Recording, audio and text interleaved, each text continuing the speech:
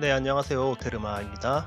네, 오늘은 특별히 요전날에 코멘트로 받은 내용을 바탕으로 제가 갖고 있는 게임 중에 살인사건을 테마로 하고 있는 게임 10개를 뽑아서 소개해 드릴까 합니다.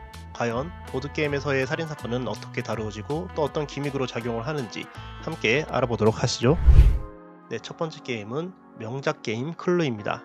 클루는 1949년에 발매된 추리 게임인데요. 나라별로는 클루 혹은 클루도 등으로 조금씩 틀리게 불려지기도 합니다. 존 바디의 저택에서 존 바디의 살인사건을 추리하는 게임인데요. 스칼렛, 화이트, 피콕, 머스타드, 그린, 플럼 등의 6명의 용의자와 6가지의 흉기, 그리고 9군데의 범행 장소에서 누가 어디서 무엇으로 존 바디를 살해했는지를 추리하는 게임입니다. 고전 게임이지만 몰입감 있는 크고 아름다운 존 바디의 저택 맵보드와 모든 단서를 나눠 갖고 서로를 견제하며 풀어나가는 살인사건은 마치 직접 취조를 하는 듯한 굉장히 몰입감이 뛰어난 그런 게임입니다. 네, 두 번째 게임은 블랙 스토리즈입니다. 흔히들 아시는 바다거북 스프 문제 계열의 카드 게임입니다. 문제의 출제자가 카드 하나를 뽑아서 앞면에 그려진 일러스트와 함께 스토리를 말해주고 출제자 자신은 카드 뒷면의 정답을 보고 질문자의 질문에 대한 답을 해가면서 답을 맞춰가는 형식의 게임입니다. 제목에서 알 수 있듯이 어두운 사건들을 주제로 삼고 있고 내용이 살인사건도 섞여 있는지라 이번에 리스트업을 하게 되었습니다. 대부분이 어두운 내용이기에 분위기도 굉장히 음침한데요. 때때로 답을 듣고도 좀 납득을 하기 어려운 경우도 있는, 호불호가 좀 갈릴만한 그런 스토리도 포함되어 있습니다. 특이한 점이라면 제한 시간이 특별히 없기 때문에 몇 날 며칠을 두고 진행을 해도 상관이 없습니다. 부부나 연인 혹은 친구끼리 가끔씩은 이렇게 재밌는 얘기 해줄게 하는 식으로 해도 되는 그런 게임이 되겠습니다. 세 번째 게임은 미스테리 익스프레스입니다. 플레이어는 파리에서 출발한 특급 열차를 타고 종착역인 이스탄불에 도착하기까지 열차 안에서 일어난 살인사건을 추리하는 게임입니다. 클루와 비슷하지만 누가 어디서 어떤 흉기로 살해했는지를 추리하는 것 뿐만이 아니라 시간과 동기도 맞춰야 하는 조금 더 클루를 세련되게 고친 듯한 그런 게임이 되겠습니다. 클루와 틀리게 종착역도 있기 때문에 시간에 쫓기는 그런 긴장감이 있는 미스테리 익스프레스입니다.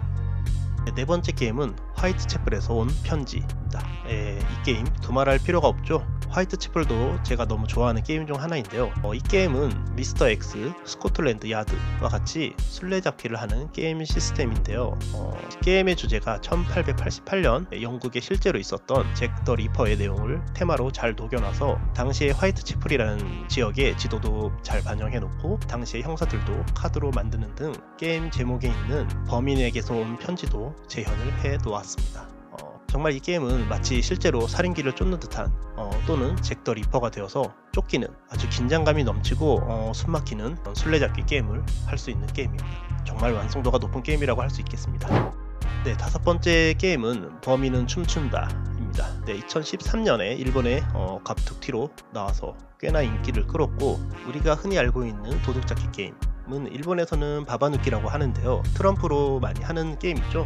그 게임 시스템을 조금 세련되게 더 재미있게 만든 게임이 되겠습니다. 이 게임이 살인사건이 테마라고 하기엔 좀 억지스러운 점이 없진 않지만 그래도 맨 처음에 제1 발견자라는 카드를 갖고 있는 사람이 그 카드를 내려놓음으로써 게임이 시작되는데 첫 번째 발견자 카드에는 마치 살인사건을 처음 발견한 듯한 뉘앙스로 쓰여져 있어서 이번 컨텐츠에 넣게 되었습니다. 마지막까지 범인 카드를 갖고 있는 사람이 패배라는 게임으로 플레이어들은 같은 장소의 카드를 갖고 카드 액션으로 이리저리 카드가 돌고 돌아서 조금 전까지 추리했었던 범인 카드가 전혀 엉뚱한 데서 튀어나오는 그런 굉장히 웃긴 상황이 매번 일어나게 됩니다. 이 게임은 인원이 많을수록 재미있는 파티하게 하기 좋은 그런 게임입니다.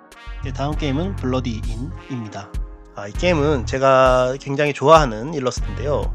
일러스트레이터가 이거 말고도 굉장히 여러가지 보드게임의 일러스트를 그린 걸로 알고 있습니다. 그만큼 일러스트가 너무 매력적이고요. 게임 분위기랑도 굉장히 잘 어울리는 그림이 되겠습니다. 네, 이 게임의 배경은 1831년 프랑스의 작은 마을 페이르베이유라는 곳을 무대로 하고 있는데요. 이곳에 돈의 눈이 먼 농부 부부가 여관을 운영하면서 투숙객들을 살해하거나 돈을 훔치는 그런 악랄한 게임이 되겠습니다. 투숙객은 일반 손님뿐만이 아니라 경찰도 가끔씩 묻곤 하는데요. 경찰한테 걸리지 말고 잘 범죄를 저질러야 하고 범죄 후 처리도 잘 해야 할 일이 많은 아기자기한 그런 게임이 되겠습니다. 네, 다음 게임은 4명의 용의자라는 게임입니다. 이건 요전날에 소장게임 리뷰에서도 리뷰를 했던 게임인데요. 이 게임은 일본의 한 온천 여관을 무대로 살인사건을 파헤치는 게임이 되겠습니다. 4명의 용의자와 각기 다른 4개의 알리바이 그리고 4개의 시간대를 토대로 틀린 알리바이를 찾아내서 범인을 특정하는 그런 게임입니다. 네, 여관에는 투숙객들과 호텔 스태프들이 도움을 주기도 하고요. 클루 같은 느낌의 배경은 일본 냄새가 물씬 나는 그런 추리 게임이 되겠습니다. 네, 다음 8번째 게임은 화이트홀 미스테리가 되겠습니다. 이거는 아까 전에 화이트 채플에서 온 편지의 후속작이라고 해야 할까요? 화이트 채플의 미님이라고 보시는 게 좋을 것 같기도 합니다. 무대는 화이트 채플과 같은 동시대의 옆 동네 화이트홀이라는 곳에서 일어난 이 역시 잭 더 리퍼의 범행을 토대로 하고 있고요. 지도 역시 옆 동네 화이트홀을 본따서 만들었습니다. 네, 화이트 채플보다는 볼륨은 작게 하지만 재미는 전혀 손색이 없이 좀 짧은 시간에 술래잡기 게임을 하고 싶으시다면 이 게임을 강력하게 추천합니다. 네, 9번째 게임은 덤불속입니다. 2011년 오잉크 게임즈에서 만든 게임이고요. 일본어로는 야부노나카라는 발음이 되겠습니다. 이 야부노나카라는 것은 일본의 아쿠타카와라는 유명 소설가의 소설 야부노나카에서 테마로 하고 있습니다. 이 소설은 한 남자의 죽음을 두고 용의자들의 증언이 서로 엇갈리는 내용으로 점점 사건의 진상이 덤불속같이 진실을 알 수 없게 된 모양새를 말하고 있습니다. 정말 소설의 살인사건 후에 용의자들의 진술처럼 게임도 범인을 찾을 때의 심리전이 장난이 아닌데요. 게다가 역시 오잉크 게임즈라고 할 수 있을 정도로 굉장히 심플하고 모던한 디자인에 더더욱 소장하고 싶어지는 게임이기도 합니다. 네, 마지막으로 소개시켜드릴 게임은 마녀재판이라는 게임입니다. 네, 이 게임은 좀 넣을까 말까 망설이긴 했는데요.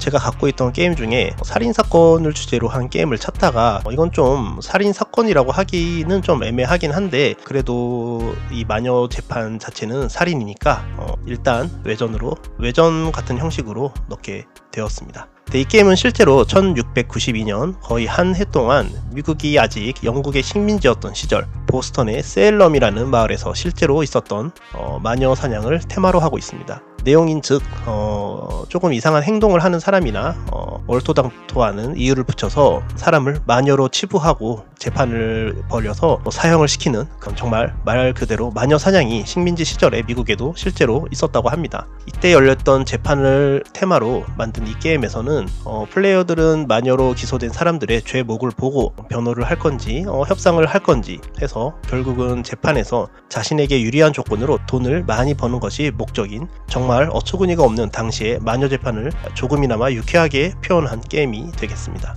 이 게임은 하다보면 정말 제목 따위는 신경도 안 쓰고 어떻게 하면 돈을 더 벌 수 있는지를 고민하며 사건의 변호를 맡아 배심원을 내 편으로 만들거나 협상을 통해서 내 호주머니에 돈을 불리는 것만을 단지 목적으로 하는 게임이 되겠습니다. 네, 이렇게 살인사건을 테마로 한 10가지 게임을 리스트업 해봤습니다. 소장게임 리뷰랑 비교가 안되게 정말 레벨이 높습니다. 그래도 끝까지 재밌게 봐주셨다면 감사하고요. 소장게임 리뷰를 소소하게 만들면서 가끔씩은 이렇게 가끔 테마별 혹은 랭킹 컨텐츠도 좀 만들어 보도록 하겠습니다. 네, 모든 유튜버가 갈망하는 좋아요와 구독, 댓글은 영상 제작에 큰 힘이 됩니다. 잘 부탁드리고요. 네, 오테르마였습니다. 네, 그럼 안녕히 계세요.